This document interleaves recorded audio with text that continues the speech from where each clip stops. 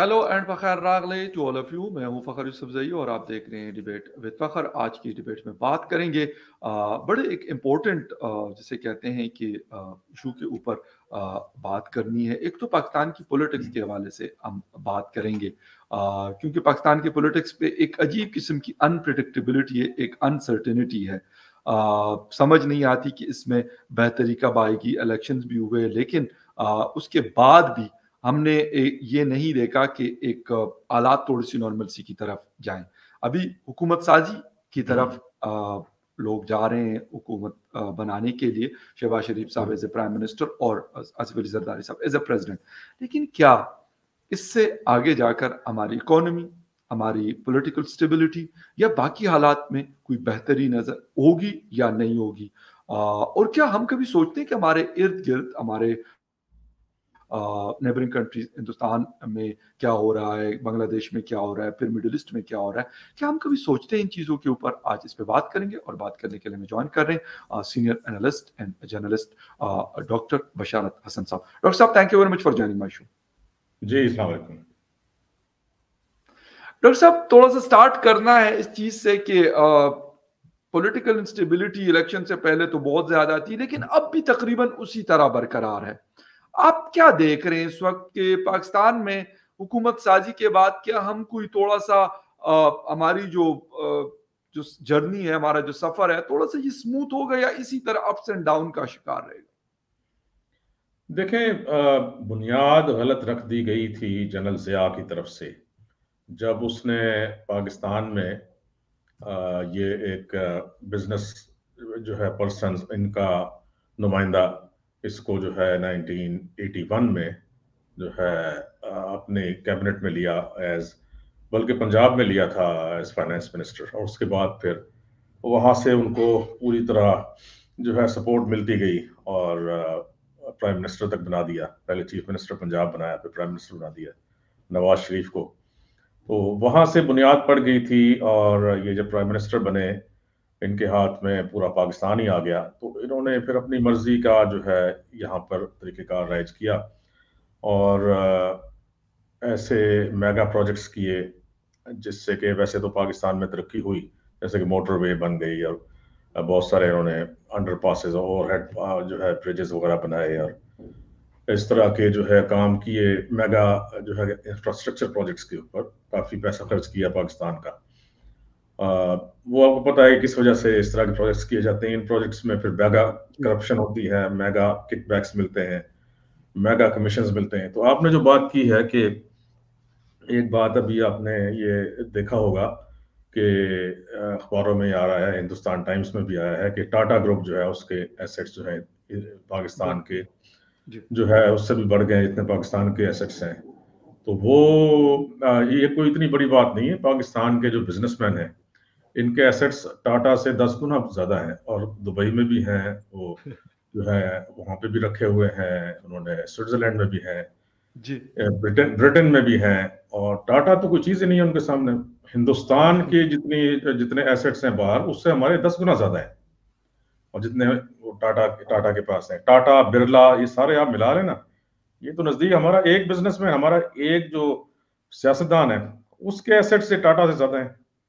Dubai में है हमारे जो पूरा आपका जो बैंक चलते हैं स्विट्जरलैंड के, वो हमारे जो सियासतदान हैं और हमारे जो ब्यूरोक्रेट्स हैं, अगर ये वहां से पैसा निकालें तो ये बैंक बैठ जाएंगे, दुबई का पूरी जो है रियल एस्टेट मार्केट बैठ जाएगी।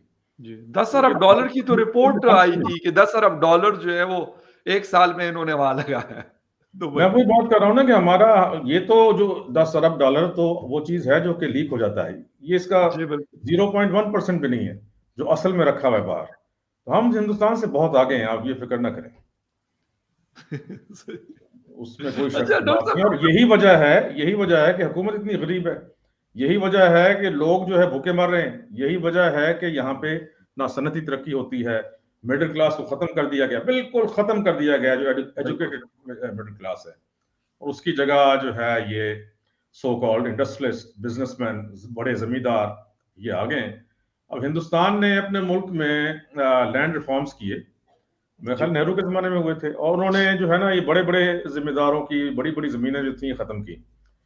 पाकिस्तान में जो बड़े जिम्मेदार हैं एक्चुअली ये सारा लूट मार ये करते हैं, और इनके ऊपर अपने ऊपर कोई टैक्स लगने नहीं देते। तमाम ये जितनी भी असेंबलीज हैं इसमें ये बैठे हुए हैं एज एमएनएज, एज सेनेटर्स, जमींदार बैठे हुए हैं। और फिर ये जब नवाज शरीफ वगैरह इनका खानदान आया हुकूमत में, उसके बाद से सनतकार जो थे ये इनके पास बहुत पैसा आ गया, तो सनतकार और जमींदार ये दो किस्म के लोग जो है हमारी तमाम असेंबलीज में बैठे हुए हैं, नेशनल असेंबली में, प्रोविंशियल असेंबलीज में और सेनेट में।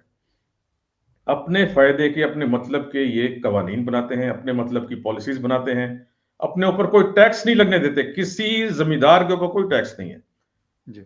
आप जो भी है कारखाना लगाएं, उसमें दिखा दें कि जी ये एग्रीकल्चरल प्रोडक्ट्स इसमें बनते हैं, उसके ऊपर आप माफ करा लेते हैं, वो सारा का सारा टैक्स कोई नहीं होता उनके ऊपर, कोई ड्यूटी नहीं होती। तो जब तक ये सूरत हाल है तो ये मुल्क तरक्की नहीं करेगा। आपको जो है यहाँ पे बड़े बहुत रेवोल्यूशनरी किस्म के रिफॉर्म्स करने पड़ेंगे, जिस तरह चाइना में माओ जेडंग ने किए थे। ठीक है सर, तो बिल्कुल सही। जब तक ये नहीं होगा तो इस मुल्क को ये सियासतदान और ब्यूरोक्रेट्स जो हैं तबाही की तरफ ले जा रहे हैं। राइट। अच्छा सर, हम ये बात कर रहे हैं कि जी टाटा ग्रुप, ये एक इत्तेफाकन एक रिपोर्ट आई और उसका फिर आईएमएफ से कंपैरिजन, आईएमएफ जो पाकिस्तान के जीडीपी के हवाले से बात कर रहा होता है या वर्ल्ड बैंक करता है, तो उसके साथ उसका कंपैरिजन हुआ। मैं कहता हूं कि ठीक है, हम जो भी कह दें, लेकिन हम ये 77 साल क्या ऐसा करते रहे कि हमने इतनी तबाही मचाई हुई है? बजाय इसके, मैं ये नहीं कहता कि कोई हम चले चांद पे नहीं पहुंचे तो मार्स पे नहीं पहुंचे, बट फिर भी एक नॉर्मल तरक्की तो बांग्लादेश ने जो 1971 में हमसे अलग हुआ, हमसे बहुत फाइनेंशियल या उनकी इकोनॉमिक जो कंडीशन है बहुत ज्यादा बेहतर है। बाकी सूरत हाल भी अगर उनकी देख लें तो हमारे मुकाबले में स्टेबिलिटी ज्यादा है, लोग उनके ऊपर ज्यादा ट्रस्ट करते हैं, वर्ल्ड वाइड उनकी हमसे बेहतर बात सुनी जाती है, गो कि हम एक न्यूक्लियर पावर भी है। बात यह है कि हसीना शेख जो है वो पूरी तरह तवज्जो देती है अपने मुल्क की इकोनॉमी के ऊपर। वो खुद मीटिंग्स करती हैं सारी, तमाम जो सनतकार हैं उनके उनके वो प्रॉब्लम सुनती है और उनको वो रिजॉल्व कराती हैं। मुल्क की तरक्की में जो है उसकी सोच है, अपने मुल्क के लिहाज से वो ठीक है, पाकिस्तान के या जमात इस्लामी के मुताबिक जो उनकी सोच है उससे मैं एग्री नहीं करूंगा, लेकिन अपने मुल्क के मुताबिक जो उनकी सोच है उसको तरक्की देने के लिए वो बिल्कुल सही है। वो जो है तमाम मसाइल हल करती हैं, खुद बैठती हैं, वो 12-12 14-14 घंटे काम करती हैं और वो जो है ना रिजॉल्व कराती हैं, जो भी इश्यूज होते हैं, जो इम्पेडिमेंट्स होते हैं, जो भी हर्डल्स होते हैं, उनको वो हटाती है, रिमूव करती हैं। इस तरीके से काम होता है, इसी तरीके से तरक्की होती है। पाकिस्तान के जो सियासतदान हैं इनको तो लूट मार के अलावा देखे ना, अब नवाज शरीफ आया है, मरी में बैठा हुआ है, बर्फ एंजॉय कर रहा है, लेकिन इधर इतना मुल्क में क्राइसिस है कि वो जो है ना कोई वो तय नहीं हो रहा है, ये बर्फ एंजॉय कर रहे हैं, मगर इनको होश ही नहीं है, इतना ये नहीं कमाया हुआ है। ये सारा जनरल ज़िया के ऊपर लानत जा रही है इस चीज की। जी बिल्कुल सही कह रहे हैं, उसके ऊपर अजाब जाएगा, अल्लाह ताला उसको ऐसा अजाब देगा ना कि मैं आपको क्या बताऊं। बिल्कुल ठीक ये करके गया पाकिस्तान के साथ, जो ये बिठा गया। अच्छा, फिर जरदारी का भी वही बिठा कर गया है जी।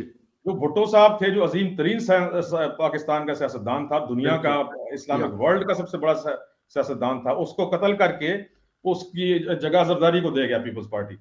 तो जरदारी और नवाज शरीफ को लाने वाला लानती जनरल ज़िया था और उसकी वजह से इस मुल्क का बेड़ा गर्क हुआ है। उसने जो ये पॉलिसी की ना कि पीपल्स पार्टी को खत्म करने के लिए, वो पहले तो उसने भुट्टो साहब को कत्ल किया, उसके बाद जो है पीपल्स पार्टी को खत्म करने के लिए नवाज शरीफ को लेकर आया। बिल्कुल ठीक। पंजाब से खत्म नहीं हो रही थी ना, क्योंकि उसकी जड़ें अवाम में है पीपल्स पार्टी की। बिल्कुल सही। खत्म करने के लिए ये नवाज शरीफ को लेकर आया और जब भुट्टो साहब को खत्म कर दिया तो जरदारी के हाथ चढ़ गई पार्टी। बिल्कुल सही। अब ये है कि यही दो पार्टियां अभी भी वही हुकूमत बनाने जा रहे हैं, अभी भी यही लोग हुकूमत बनाने जा रहे हैं। इनकी बेटी बनाने जा रही है पंजाब में और इनका भाई बनाने जा रहा है। एग्जैक्टली सर, ये वाला पॉइंट थोड़ा सा समझा दें कि मतलब अफसोस इस बात का होता है कि क्या शहबाज शरीफ जो 16 महीने रहे एज ए सीएम पंजाब, तो उनकी परफॉर्मेंस चले मैं कहता हूं कि काफी हद तक बेहतर रही है। अब क्या पंजाब में मरियम नवाज के अलावा कोई नहीं है कि उसको सीएम पंजाब बनाया जाए? ये कहते हैं कि हम फीमेल सीएम पंजाब लेके आ रहे हैं, बहुत अच्छी बात है, वुमेन एम्पावरमेंट बहुत जरूरी है हमारी सोसाइटी के लिए, लेकिन क्या कोई और फीमेल नहीं है पार्टी के अंदर इस काबिल कि उसको इस सीट पे बैठाया जाए? इनको क्यों ये लगता है कि अगर हमारा भतीजा, हमारा बेटा, हमारी बेटी, हमारा भाई, इसके अलावा कोई नहीं है पार्टी में, बस यही जो है वो हुकूमत में रहेंगे, प्राइम मिनिस्टर भी, प्रेसिडेंट भी, गवर्नर भी, चीफ मिनिस्टर भी, अच्छी अच्छी मिनिस्ट्रीज के ऊपर भी, क्यों? ये यही तो वजह है, ये बुनियादी वजह पाकिस्तान के जवाल की यही है। जी। क्योंकि देखें, अगर ये है ना कि मेरिट पर आए, भाई आए, भतीजा आए, बेटी आए, बेटा आए, मेरिट पर आए, बेशक। इंट्रा पार्टी जो इलेक्शंस होते हैं पार्टी के अंदर वो कराएं। हम एग्जैक्टली। इधर कहते हैं ना कि चलो इमरान खान का कोई जो है बेटा नहीं आ रहा पार्टी में, लेकिन ये है जी। कि इलेक्शन क्यों नहीं कराता फिर? बिल्कुल। उसने इलेक्शन नहीं कराए तो उसका सिंबल गया ना, बिल्कुल सही तरीके सिंपल। से नहीं कराए, जी ऐसे ही जो बिल्कुल। है लोगों को मजाक बनाने के लिए कराए। एक तो वो हर चीज को मजाक समझता रहा अभी तक, जब तक जेल में गया है ना, सही कह वो रहे हैं। सारे पाकिस्तान के कवानीन को मजाक समझता रहा। बिल्कुल आप ठीक तो कह रहे हैं। जब पार्टी के अंदर ये इलेक्शन नहीं कराते, वजह ये होती है कि ये डिक्टेटरशिप्स हैं विद इन पार्टीज। ये जमहूरियत नहीं है, ये सारे डिक्टेटर्स हैं, और ये आते हैं सिर्फ लूट मार करने के लिए हुकूमत में। हम्म। कल मुझसे टीवी पे एक सवाल किया एंकर ने जी। कि मुल्क की मफाद में ये क्या काम होगा है जो ये इस वक्त नई हुकूमत फॉर्म हो रही। मैंने कहा मुल्की मफाद किधर से आ गया? मुल्की मफाद से इन लोगों का क्या ताल्लुक है? मुल्की सही मफाद बोला। से इनका क्या ताल्लुक है? ये जो सियासतदान इस वक्त आने लगे हैं, ये बिल्कुल जाती सही मफाद के लिए हुकूमत बन रही है, बिल्कुल। खानदानी मफाद के लिए हुकूमत बन रही है। जाती भी और बिल्कुल। खानदानी, पूरे खानदान, इनकी 10 नस्लें जो हैं वो बैठकर खाएंगी, लूटेंगी, कुछ भी ना करें, बैठ जाएं, तब भी काफी है इनके लिए। पूरे खानदान 10 नस्लों के लिए इतना इन्होंने लूटा है बिल्कुल इस ठीक मुल्क को कह ना। रहे लेकिन इनके पेट भरते नहीं है, इनके पेट फटते नहीं है लूट हैं। लूट कर। लेकिन क्या वो फिर कर भी दिया कहते है हैं हमने अवाम को? खिदमत कर, 30 सर वो कहते हैं हमारे 30 अलावा रुपए कोई खिदमत कर ही नहीं सकता। वो कहते हैं तीस खिदमत कोई रुपए और की एक कर ही नहीं तो सकता। रोटी मिलती है। जिस अवाम को 30 रुपए की एक रोटी मिलती है, एक मजदूर के घर में 1800 रुपए की रोटियां चाहिए एक दिन में, 1800 रुपए की। उसकी हम्म। दिहाड़ी है 800 रुपए, ये 1000 मैक्सिमम लगा लें आप। बिल्कुल 1000 होती है, तकरीबन 1000 ऑलमोस्ट तो 1000। रोटी उसको बेचारे को रोज चाहिए, अपने बीवी बच्चों के लिए, अपने माँ बाप के लिए, और अपने खुद के लिए, और यस। उसके अपनी बीवी के सही लिए। कह रहे हैं, बिल्कुल सही कितनी कह रहे हैं। दफा मैंने ये चीज बताई है। लेकिन तो सर, उससे आपने जो है बिजली उससे छीन ली, बिजली इतनी सर महंगी कर दी बिजली कि का लोगों इस ने महीने में, इस महीने में एक दफा 5.65 रुपीस पर यूनिट और दूसरा 7.13, ऑलमोस्ट 13.5 रुपए एक महीने में। न एक महीने सर्कुलर में डेट बढ़ाया। कम जो हो रहा केयर है, न टेकर लाइन है, लॉसेस कम हो रही है। ये जो केयर टेकर गवर्नमेंट है, ये इस तरह जुल्म करके जा रही है, इतना ज्यादा बढ़ा रहे हैं ये। और ये इन्हीं के लोग हैं, यही लगा कर गए थे ना नून लीग वाले और ये जी पीडीएम बिल्कुल वाले। सही कह रहे हैं। हाँ जी बिल्कुल। ये जो है गैस की कीमतें इन्होंने 400% बढ़ाई हैं, जी बिल्कुल 67% बढ़ाई है। 3 दिन पहले बढ़ाई हैं। बिल्कुल बढ़ाई है। गैस की 400% टोटल बढ़ गई जब से ये आए हैं। इस तरह बिजली की एग्जैक्टली। बढ़ गई है, पेट्रोल इन्होंने महंगा किया, इन्होंने कोई चीज छोड़ी नहीं है, डीजल इन्होंने महंगा लेकिन किया है। सर मुझे और ये अभी एक बताए। और खतरनाक काम जी जी। किया है, मैं ये एक मिनट आपको जी मैं बता प्लीज दूं, एक प्लीज बहुत प्लीज। खतरनाक काम इन्होंने कल किया है। इन्होंने जो लाइफ सेविंग ड्रग्स थी उनकी कीमतें बहुत ज्यादा बढ़ाई हैं। और फिर जो फार्मास्यूटिकल कंपनीज हैं, मल्टीनेशनल और इवन के पाकिस्तानी, उनको ये इजाजत दे दी है कि अपनी मर्जी से कीमतें बढ़ाओ, जिसपे जो अभी तक रेट्स आपको कंट्रोल चाहिए था। लगा दें आप। अभी तक गवर्नमेंट का कंट्रोल था कि गवर्नमेंट से पूछ के, गवर्नमेंट से अप्रूवल के बगैर वो कीमत नहीं बढ़ा सकते थे। ठीक तो है। गरीब आदमी जो है बेचारा आगे मर रहा है, तो वो थोड़ी सी दवा जो है किसी तरीके से वो ले लेता था। अब इसने, इस केयर टेकर गवर्नमेंट ने इजाजत दे दी है कि तुम जितनी मर्जी बढ़ाओ इनकी। तो ये केयर टेकर गवर्नमेंट के पास ये इस्तेकाक किधर से आ गया? ये दे सर आर मुझे नॉट ये नहीं इलेक्टेड समझ पीपल, आ इन्होंने रही, इस तरह का काम किया। सर मुझे ये नहीं समझ आ रही कि इनको इस चीज के अलावा कोई और भी काम आता है कि आप, यानी आईएमएफ ने इनको कहा, वर्ल्ड बैंक ने कहा कि सबसे महंगी तरीन बिजली पाकिस्तान में है। सर क्या वजह है कि ये लोग असल काम करते नहीं है, न सर्कुलर डेट को कम कर रहे हैं, बस यही है कि कहते हैं कि अवाम कुर्बानी के लिए तैयार है क्योंकि हमें आईएमएफ कह रहा है। हालांकि आईएमएफ की भी असल चीजें जब हमारे सामने आती है और आपके सामने आती है तो वो ऐसी नहीं होती जो ये हमें बता रहे होते हैं, क्योंकि ये खुद सर कुछ करते नहीं, अपनी हड हरामियों से ये हटते नहीं है, काम इनको आता नहीं है, ना काम ये करते हैं, और कहते हैं बोझ जो है वो लाते जाओ। इस वक्त तकरीबन मिनिमम जो यूनिट है वो सर 40-42 रुपए का, और अगर आपके यूनिट 600-700 तक चले गए तो आपके यूनिट का रेट 65 रुपए से ज्यादा। सर हल क्या है, मतलब ये करना क्या चाहते हैं हमारे साथ? बात यह है जी कि ये इन्हीं सियासतदानों के हैं ये पावर प्लांट्स, यही इसके पीछे बिल्कुल। हैं, या इनके फ्रंट मैन है। जी। तो इसमें इन्होंने पहले उन पावर प्लांट्स को, ये जो अभी कल परसों में मुझे बुलाया हुआ था एक जगह पर, एक बड़ा सेमिनार था जिसमें कि ये कोल पावर प्लांट्स की बात हो रही थी, जो कि शहबाज शरीफ ने लगवाए थे जी पंजाब में साहिवाल में। जी जी 2 कोल पावर प्लांट्स लगाए बड़े। अब आप हैरान हो जाएंगे कि वो जो कोल पावर प्लांट्स हैं उसमें इंपोर्टेड कोल इस्तेमाल होता है, पाकिस्तानी कोल नहीं होता। बिल्कुल ठीक कह रहे हैं। और वो कोल आता है कराची की पोर्ट पे, वहां से वो हजारों मील दूर जो है वो डीजल के ट्रक्स पे आता है। अंदाजा बिल्कुल करें लूट मार का। बिल्कुल ठीक कह रहे हैं। और ये जिसने भी ये फिजिबिलिटी अप्रूव किया उसको फांसी देनी चाहिए कि वो बंदा यस जो है कातिल है पाकिस्तान के यू गरीबों आर का। राइट सर, बिल्कुल ठीक कह जिसका रहे हैं। ये इतना ज्यादा जो बढ़ा है टैरिफ, इस वजह से बढ़ा है ना कि आपने एलएनजी के लगा दिए। एलएनजी बैन होनी चाहिए पाकिस्तान में। ये एलएनजी जो लेकर आया है पाकिस्तान में, उसने पाकिस्तान की जड़ें काटी हैं। पहले सिर्फ बिजली का सर्कुलर डेट होता था, अभी यस गैस का सर्कुलर डेट बिजली के बराबर पहुंच गया। बिल्कुल ठीक कह रहे क्योंकि हैं। आप बिल्कुल एलएनजी मंगाते हो। एलएनजी तो इतनी महंगी है कि अगर आप वो घरों में जलाओगे तो वो तो और 4 गुना महंगी करनी पड़ेगी जो आजकल है उससे भी। जी आप बंद कर दो एलएनजी मंगानी। आप कारखानों को कहो एलएनजी चाहिए, हम पाइपलाइन से नहीं देंगे, बाउजर से देंगे। अब हल बता रहा हूं, उसको कहो हम बाउजर से देंगे और तुम खरीद लो जितने की भी लेनी है, तुम्हें कितनी चाहिए ले लो। जब आप ये उसको कहेंगे तब वो कहेगा नहीं मैं तो इसको कन्वर्ट करता हूं लोकल कोल पे, मैं इसे कन्वर्ट करता हूं लकड़ी पर, मैं इसे किसी और चीज पर कन्वर्ट करता हूं। वो कभी भी नहीं खरीदेगा इतनी महंगी एलएनजी जो कि उसको। आप उसे ये ना कहें हम तुम्हें नहीं देते, उसे कहे पाइपलाइन से नहीं मिलेगी। आप जब पाइपलाइन में कहते हैं कि जी वहां से टैंकर आए बाहर से कतर से आए हमने पाइपलाइन में डाल दी, तो वो सबसे बड़ा फ्रॉड तो यही है। वहां जो बंदा ये चेक कर रहा है कि कितनी डाली है, उसको आपने 2 करोड़ रुपए दिए, वो जितनी फर्ज किया गया 1 अरब रुपए की वहां पे पड़ी है, 1 अरब में से 2 करोड़ लेके उसने जो है आधी आधे पैसे जो है आधी की डाली, आधी जो है आधी की ज्यादा पड़ गई है। एग्री। कौन पूछने वाला है? एग्री। जिस तरह जब यहाँ पे गाड़ियों में सीएनजी पड़ती थी जिस जमाने में, जी तो मेरी जो एक गाड़ी थी उसमें हमने कहा कि चलो देखते हैं ये शायद सस्ती पड़ती है। उसमें जी होता क्या था कि हर जो पेट्रोल पंप था जहां पे ये गैस स्टेशन लगा हुआ था, जी उस पे आप डलवाएं हर एक से अलग माइलेज आता था। मैंने जब कैलकुलेट किया ना, बिल्कुल ठीक मैं है। तो इन्वेस्टिगेटिव जर्नलिस्ट हूँ, तो मैं हर एक को कैलकुलेट करता था, तो हर एक से अलग अलग आता था। और एक जो सरकारी लगा था पीएसओ का, उससे आधी सीएनजी मिलती थी और वो दिखाता पूरी था।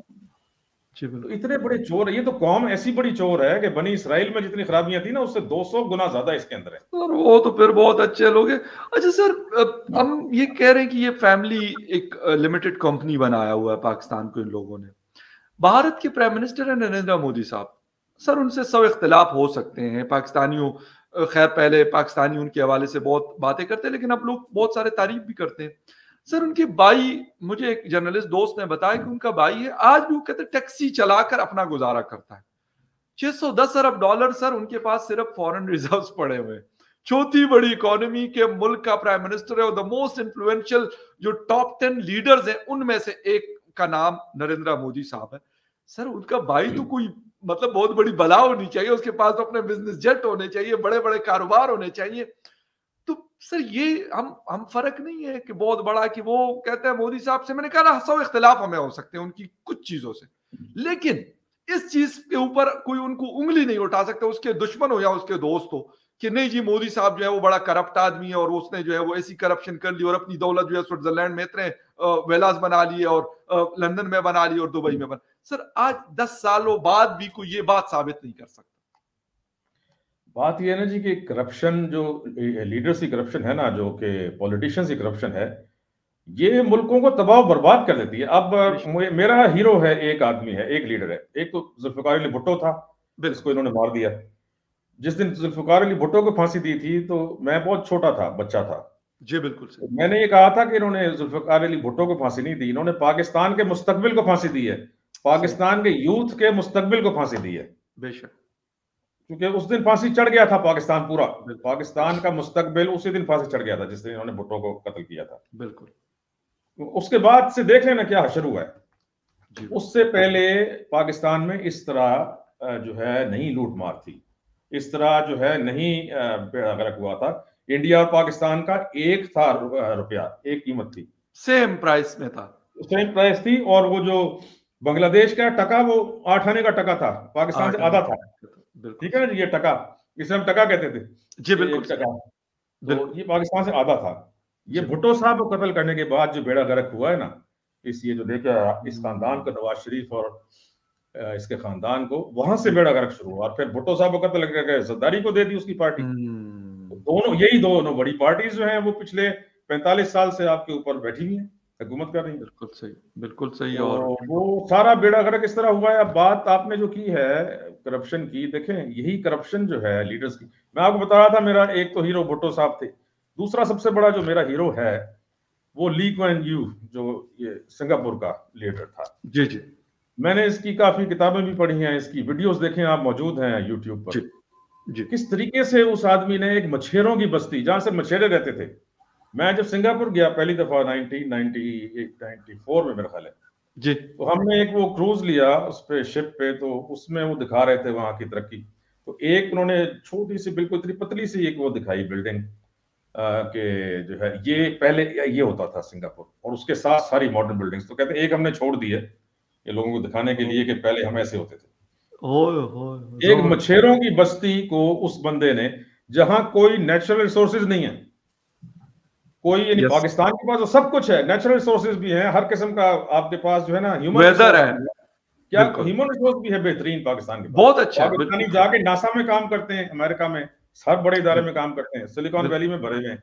एग्जैक्ट। तो लेकिन ये है कि एक लीडर अगर सही ली कुआन यू जैसा मिल जाए तो ये कौम तो किधर से किधर पहुंच जाएगी। हमारे पास नेचुरल, उसके पास कुछ नहीं है, ना तेल है, ना जो है कोई और गैस है उनके पास, ना उनके पास कोई और मादनी आते हैं, सब कुछ इंपोर्ट करते हैं। और देखें उनका जीडीपी जो है ऑस्ट्रेलिया से भी मेरे ख्याल 4 गुना है। बिल्कुल ठीक, बिल्कुल वो सही, इतने ऊपर चले गए हैं वो, सिंगापुर की बात कर रहा हूँ। बिल्कुल सही क्या, तो बिल्कुल। ये हम सिर्फ 5 साल में पहुंच सकते हैं अगर हमें एक लीडर सही मिल जाए। हमारे लीडर कैसे हैं? एक तो ये हो गया शहबाज शरीफ और सर ये बाकी जो लीडर्स तो बड़े नहीं छोटे हैं, है, आई एम सॉरी, लेकिन ये लीडर्स थोड़ी हैं सर। मैं वही कह लीडर रहा हूँ, जैसे एक होते शहबाज हैं। शरीफ, एक जो है वो जरदारी, हम्म, और दूसरे हमारे जो खान साहब। हाँ जी बिल्कुल। ये खान साहब लीडर्स हमारा, तो नहीं है हमारे सारे अनफॉर्चुनेटली। यूथ, 70% यूथ है जो हमारा, उसका लीडर खान साहब है। जी बिल्कुल, ठीक है ना। तो वो जो एग्जैक्टली। यूथ है वो बस यही बात करता है कि जी जो है ये देखो ना कितना स्मार्ट हमारा लीडर है।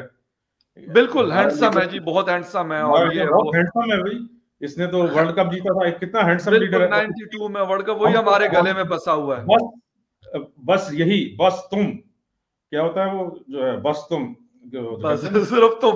हाँ, हमारी जिद है, हमारी तो जिद है बस। ये खूबसूरत इतना है कि हमारी तो जिद है बस, इसके अलावा तो कोई हो ही नहीं सकता। ये इनका क्राइटेरिया है। देखे ना, अगर ये किसी की कारकर्दगी पे वोट दें, अभी इलेक्शन हुए ना, जी मुझसे पूछा था इलेक्शन से 3 महीने पहले इन्होंने टीवी प्रोग्राम में कि ये पीपल्स पीटीआई जो है बहुत, वो कह रहे हैं, दावे कर रहे हैं कि हम जीतेंगे, तो ये अभी पॉपुलैरिटी इनकी कैसी है, क्या कम हुई है पॉपुलैरिटी या इस तरह। मैंने कहा इनकी पॉपुलैरिटी 1% भी कम नहीं हुई, क्योंकि इनके जो फैंस हैं उनको गरज नहीं है इससे कि वो तरक्की के बेसिस पे नहीं इसको वोट देंगे, वो तो अग्री इसलिए देंगे कि ये बहुत अच्छा जनाब इसने वर्ल्ड कप जीता बिल्कुल। था। तो बिल्कुल ये तो सही है। हालत है, और ये तीनों पार्टियां आपके सामने। उसके बाद एग्री, मौलाना है, उनका तो आपको पता है, फिर ये उनकी छोटी छोटी अपनी दूसरी दुनिया है पार्टी सर। है। और मेरे ख्याल में आपने लीडर्स की बात की, सिंगापुर के लीडर की आपने बात की, बिल्कुल। 600 अरब डॉलर से ज्यादा एक छोटा सा मुल्क एक्सपोर्ट्स करता है। और जैसे कि, क्योंकि मेरा खुद जाना नहीं हुआ, लेकिन मैंने भी उनके हवाले से पढ़ा है। लेकिन जितने दोस्त वगैरह गए, या जिस तरह आपने जिक्र किया, छोटा सा मुल्क है और वो किस लेवल पे चल रहा है, ये बहुत बड़ी बात है। लीडर मैटर करता है। मैं ये नहीं कहता कि हिंदुस्तान के बाकी लीडर ने हिंदुस्तान को तरक्की नहीं दी थी, बिल्कुल दी थी। बल्कि कहते हैं कि जब अंग्रेज नहीं था, मुगल, और मुगल से भी पहले हिंदुस्तान की एक बड़ी मजबूत इकोनॉमी हुआ करती थी। अब दोबारा से एक बेहतर लीडर, मैं ये नहीं कहता कि मनमोहन सिंह साहब बुरे लीडर होते होंगे, या बाकी जो लीडर्स उनके गुजरे, वाजपेयी साहब या बाकी, वो बुरे होंगे, लेकिन नहीं, इस लेकिन आदमी ने इंडिया की बेस जो है ना, मैं आपको बताऊं, बेस बनाई थी नेहरू ने। ये जो बिल्कुल सर, आईआईटी जो खोली थी ना, शक इसमें नहीं इंडियन है सर। इंस्टीट्यूट ऑफ टेक्नोलॉजी, ये इनकी बेस वहां से बनी। बिल्कुल ठीक, आप दुरुस्त इनके फरमा रहे पास हैं। इतने बेहतरीन इंजीनियर्स हैं और इतनी हाई क्वालिटी के इंजीनियर्स हैं कि अगर वो फेल हो जाएं आईआईटी में, तो वो जाकर आईवी लीग की जो यूनिवर्सिटीज हैं अमेरिका सर की, हार्वर्ड उसके में पास, उनको एडमिशन मिल रहे होते हैं। मुझे एक दो लोगों ने बताया जो कि हमें यहाँ से हार्वर्ड फेल में। हुए होते हैं, जो यहाँ से फेल हुए थे, आईवी लीग में उनको ले लेते हैं। बिल्कुल तो ठीक, इतनी बिल्कुल जबरदस्त सही। इनकी। दूसरी बात ये कि इनके नोट आईटी के जो हैं, आईटी के इनके इदारे जो हैं वो दुनिया के बेहतरीन हैं। बेहतरीन इदारे हैं, बिल्कुल, जितनी इसमें शक नहीं है। मल्टीनेशनल कंपनीज हैं, इसमें मोदी के कोई वो नहीं है जी जी जो जी है बात भी। जी जी इनके एक्चुअली जो इंटेलेक्चुअल्स हैं, इनके जो प्रोफेशनल्स हैं, जी ये सारा उनका है। जो राइट, अमेरिका गए, सिलिकॉन वैली पे ये छाए हुए हैं। एग्जैक्टली, बिल्कुल सही, बिल्कुल ठीक है सही। जी। जितनी मल्टीनेशनल कंपनीज हैं, मेरे ख्याल है 100 के जो सीईओज हैं वो इंडियंस हैं। इंडियंस हैं, बिल्कुल, ये बड़ी बड़ी इन दुनिया लोगों ने की तो। तरक्की की है इंडिया को। और और इसकी सर बेस मैं ये नहीं इसकी कह रहा बेस हूं कि बना के गया था नेहरू। एब्सोल्युटली राइट, मैं सिर्फ ये बता रहा हूं कि नरेंद्र मोदी साहब ने इस चीज को जिस तरीके से एक्सेलरेट किया है, और इंडियन डायस्पोरा को बड़ा, जिसे कहते हैं कि दुनिया भर में, वो इवन मिडिल ईस्ट में भी रिसेंटली यूएई गए हुए थे, तो वहां पे इंडियन डायस्पोरा ने जिस तरह उनको वेलकम किया, ये चीज उनके अंदर एक क्वालिटी है अलग से। बाकी मैं ये नहीं कहता कि सारी चीजें इन 10 सालों में इंडिया ने तरक्की की, लेकिन उसको एक्सेलरेट किया, दुनिया के सामने उसको लेके आया और मनवाई अपनी बात। आज लोग उनको बेहतर तरीके से सुनते हैं, बहुत सीरियस लेते हैं। अगर उनके डॉक्टर जयशंकर साहब कोई बात करते हैं या कोई और बात करता है तो उनको सीरियसली लिया जाता है, वो अमेरिका के हवाले से हो, यूरोप के हवाले से हो, चाइना के हवाले से हो, या किसी और दुनिया के हवाले से हो। ये मेरे ख्याल में चीज बहुत बड़ा फर्क है। मैं लेकिन खैर मैं एनीवे, ये समझता हूँ ना कि अब मैच्योर हो जाना चाहिए मैच्योर दोनों हो जाना चाहिए, और दोनों जितने मुल्कों भी, के सियासतदानों को मैच्योर हो जाना चाहिए। बच्चा जब होता है ना छोटा, आप बिल्कुल, देखें वो आपस में लड़ते हैं। अभी जी बिल्कुल, छोटे छोटे बच्चों को आप ले जाए ना किसी भी, ये जो होता है डे केयर सेंटर वगैरह में, जी या वो बिल्कुल, जो होता है जी बिल्कुल, मतलब जहाँ 2 साल 3 साल का बच्चा होता है, 4 साल का होता है, बिल्कुल, वो आपस में बिल्कुल, लड़ते हैं हर चीज पे, छोटी सी चीज पे एग्जैक्टली, लड़ेंगे। जी बिल्कुल, लेकिन जैसे जैसे वो मेच्योर होते जाते हैं ना, तो फिर वो लड़ना छोड़ देते चीजें हैं, कम फिर हो वो जाती हैं। अपने अपने काम में मसरूफ हो जाते हैं। तो बेशक, अब बेशक, पाकिस्तान और इंडिया के जो सियासतदान हैं, इनको मैच्योर हो जाना चाहिए। बहुत बड़ी बजाय बात है। लड़ाई झगड़े के, जैसे अपनी तरक्की की तरफ इंडिया देख रहा है, इस तरह पाकिस्तान को अपनी तरक्की की तरफ देखना चाहिए। एब्सोल्युटली, और ये, लेकिन हमारे अभी ये जो 5 साल और देखे ना, या तो कोई अच्छी इस वक्त आ जाती टीम, हम कहते हैं कि भाई मैं कुछ देख रहा हूँ आगे, वही की वही लोग जब अगर आ रहे हैं जिन्होंने बेड़ा गर्क किया है अभी पिछले 16 महीने पहले 45 ईयर्स में, वही आ जाएंगे दोबारा, और ये ये उससे बड़ा पीडीएम, जो है लूटमार का बाजार गर्म करेंगे। अब सिर्फ पहले एक रास्ता पीडीएम है कि 1 था। हमारा एसआईएफसी जो है, एसआईएफसी के जरिए, जिसमें कि आर्मी भी बैठी हुई है, जी बिल्कुल। वो इनको कंट्रोल करे, लूटमार ना करने दे। अब सिर्फ देखते हैं sir, this is the only way कि आप इस मुल्क को बचा सकते हैं, इसकी अब इकोनॉमी को देखते बचा हैं कि सकते हैं और इसको रिवाइव कर सकते हैं। अदरवाइज ये है कि ये जो वही लोग दोबारा आ रहे हैं ना, जो सर पिछले बिल्कुल ठीक 40-45 है, साल। 16 महीने पीडीएम 1 की हुकूमत रही है, अब पीडीएम 2 आ चुका है, और 16 महीने इन्होंने हमारा अच्छा खासा, जिसे कहते हैं, बरगस निकाला था। अब देखते हैं कि फिर आगे हमारे साथ ये और क्या करते हैं। केयरटेकर ने भी कोई कसर नहीं छोड़ी, और अब मेरे ख्याल अवाम इनके लिए भी तैयार है। अवाम में फखर यूसुफजई भी आते हैं, डॉक्टर बशारत हसन साहब भी आते हैं, और जितने भी पाकिस्तान के लोग हैं वो सारे इसके उसमें आते हैं। खैर देखते हैं क्या होता है क्या नहीं, वक्त बताएगा, और बहुत जल्द हमें पता चल जाएगा, कोई ज्यादा टाइम नहीं लगेगा। और ये हुकूमत कितनी चलेगी ये भी बहुत जल्द पता चल जाएगा। डॉक्टर साहब, थैंक यू वेरी मच, आपके टाइम का बहुत शुक्रिया कि आपने शो ज्वाइन किया। इन viewers, thank you very much for watching debate with Fakhar Yousafzai. किसी और डिबेट में फिर मिलेंगे, तब तक के लिए टेक केयर, बाय।